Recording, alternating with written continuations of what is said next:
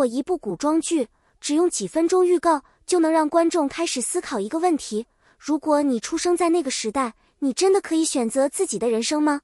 兰香如故最近就因为这个问题引起了不少观众的关注。这部剧表面上讲的是深宅大院里的爱恨纠葛，实际上它真正想讲的是一群身处旧时代的女性如何在身份、家族、婚姻和世俗目光的重重束缚之下，慢慢找到属于自己的路。尤其是谭松韵饰演的沈佳兰更让人期待。她曾经是沈大学士府的名门千金，拥有让人羡慕的出身，也曾经拥有看似被安排好的人生。可是一场家族变故让她失去原本的一切，从高高在上的沈家小姐到不得不隐藏身份，进入林府成为丫鬟许兰香，她的人生几乎在一夜之间发生了翻天覆地的变化。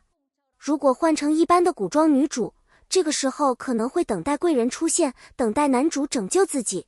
但沈佳兰显然不是这样的女人，她真正让人期待的地方，恰恰是她不愿意把命运交到别人手里。第一阶段，我们看到的是一个从云端跌入尘埃的女子，她曾经拥有身份，所以她知道失去身份意味着什么。她也曾经被人尊重，所以当她不得不以一个普通丫鬟的身份生活时，那种落差会更加明显。可是真正困难的并不是从小姐变成丫鬟，而是失去原本保护自己的所有条件之后，她还能不能保护自己。这也是沈佳兰这个角色最有吸引力的地方。她没有因为身份改变就彻底否定过去的自己，相反，她开始利用自己拥有的智慧、观察力和判断力，在陌生的环境里寻找新的生存方式。她知道什么时候应该低头，也知道什么时候绝对不能退让。这并不是传统意义上的柔弱女主，她的温柔是一种选择，她的沉默也并不意味着认输。而这部剧真正有意思的地方，还不只是沈佳兰一个人的成长。从目前释出的剧情信息来看，兰香如故似乎更想把镜头放在一群不同命运的女性身上。她们的出身不同，性格不同，面对的问题也完全不同，但她们都有一个共同点，那就是她们都开始意识到自己的人生不应该只有别人规定好的答案。有人希望有一天自己的女儿能够读书，听起来只是一件非常普通的事情，可放在那个时代却可能意味着一次巨大的改变。因为对于很多女性来说，知识并不仅仅意味着识字，它意味着看见更大的世界，意味着知道自己还有其他选择，意味着一个女人终于可以开始思考，我的人生到底应该由谁决定。还有一些女性，她们不愿意继续接受早已经被安排好的命运。从出生开始，她们可能就被规定应该嫁给谁，应该做什么，应该成为什么样的人。她们被要求懂事，被要求顺从，被要求成为别人眼中合格的女儿、妻子或者儿媳。可是，一个人如果永远只按照别人的期待生活，他真的拥有过自己的人生吗？兰香如故最值得期待的地方，也许正是在这里。她没有简单的把女性成长包装成一句口号，而是通过一个个具体的人物，让观众看到他们是怎样在现实中一点点改变自己的。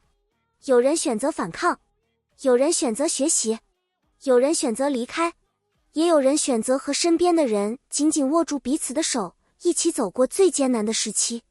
这种女性之间的关系，也是这部剧很容易打动观众的一个部分。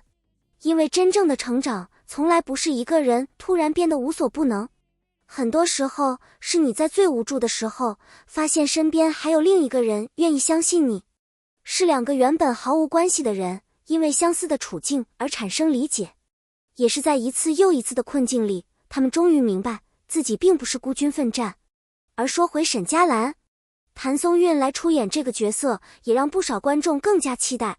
因为沈佳兰并不是一个单纯依靠外貌或者爱情推动剧情的女性角色，她有自己的过去，也有自己的秘密。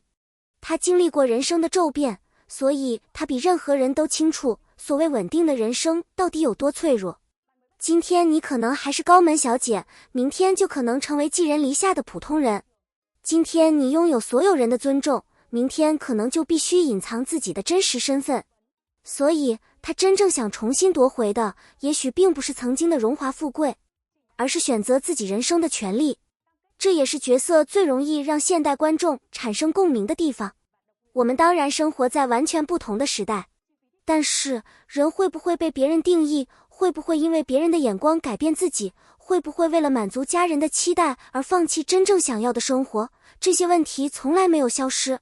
所以当沈佳兰一次又一次做出选择的时候，观众看到的可能不只是一个古代女子，而是每一个曾经站在人生十字路口，犹豫过，害怕过，却最终决定为自己走一步的人。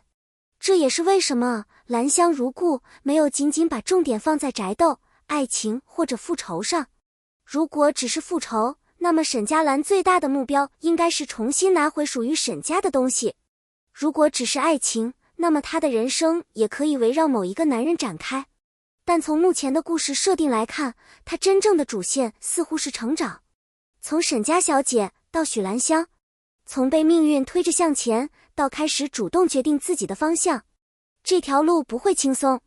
她可能会遇到误解，也可能会遭遇算计。她必须面对身份暴露的危险，也必须面对深宅内院里复杂的人际关系。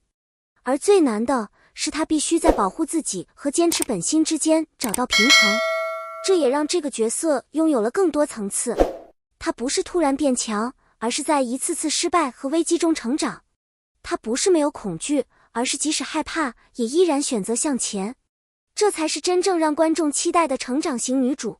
更重要的是，兰香如故似乎并没有把女性角色全部写成同一种性格。有人聪明，有人坚韧，有人温柔，有人果断，有人相信爱情，有人更相信自己，有人想改变家庭，有人只想守住自己最后的尊严。他们不需要全部做出同一种选择，因为女性真正的自由从来不是所有人都必须走同一条路，而是每个人都有权决定自己要走哪一条路。这句话也许就是兰香如故最核心的情感表达。过去的古装剧里，我们经常看到一个女人如何成为某个人的妻子，如何帮助某个人登上高位，或者如何为了家族牺牲自己。但这一次，我们更期待看到的是，她们除了这些身份之外，究竟是谁？她喜欢什么？她害怕什么？她真正想要的是什么？如果没有家族，没有婚姻，没有别人对她的期待，她还会选择怎样生活？这些问题才让人物真正拥有了灵魂。所以兰香如故真正吸引人的，或许并不是所谓的大女主爽感，而是她让观众看到一个女人如何从别人眼中的谁的女儿、谁家的丫鬟、谁的妻子，慢慢变成一个完整的自己。而沈佳兰的故事也因此变得更加值得期待。她曾经失去过身份，但身份可以隐藏；她曾经失去过家族，但家族也不能决定她的一生。她真正不能失去的是自己做出选择的勇气。或许到了故事最后，沈佳兰真正改变的并不是一个家庭，也不只是自己的命运，而是她终于能够坦然地告诉所有人，我的人生不应该只有别人写好的剧本。这也是兰香如故最让人期待的地方。一群生活在旧时代的女性，用自己的方式寻找出口。